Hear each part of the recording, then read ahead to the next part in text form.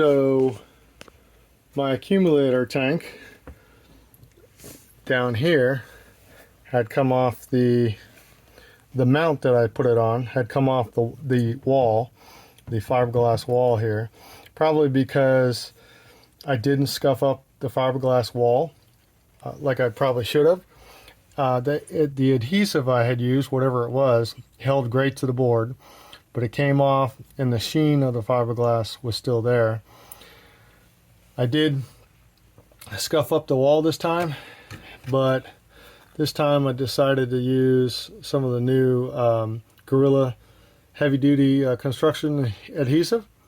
So with that on there, we'll see how that does. I do have it braced up against the outer wall here, and just to give it good firm pressure up on the mount for 24 hours. I'll let that sit overnight. The temperatures are finally above 50-60 degrees here in Georgia, so yep, that's what I'm going to do. Once that's done, I will mount the accumulator tank back to the mount, and that should take care of it for a while. Hopefully it doesn't come off again, but it held for quite a few trips for a couple years. And that's what my model of this is what my older 2016 Oliver looks like.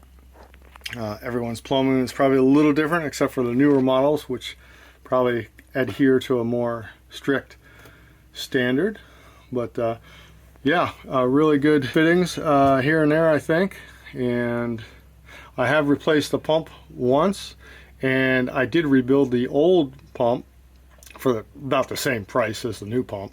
So I kept the old pump, and I keep that in the closet as a spare. If I'm boondocking and this pump fails, then I can just break out the spare, or I can use the spare to move water from, you know, one bucket to another if I need to help somebody do something like that. In this area, we do have one of the rear jacks, heavy-duty jacks.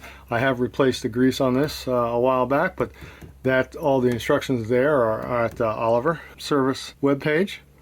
So all in all, everything's holding up pretty well. We made it through the mild winter here in Georgia, hopefully pretty well. I haven't detected any leaks.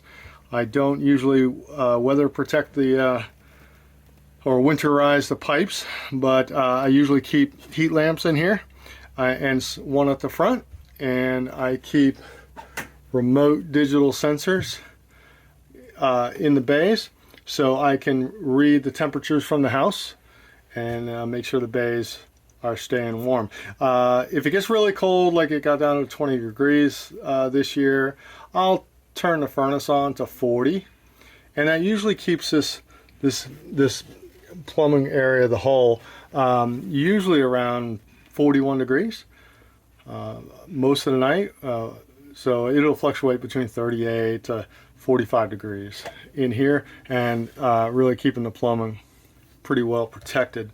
The coldest area is probably the very far front near the bathroom, but I have a heat lamp up in there too. So that's about it for now. We'll see how this little project goes. Next, I'll have tail lights to work on. Take care.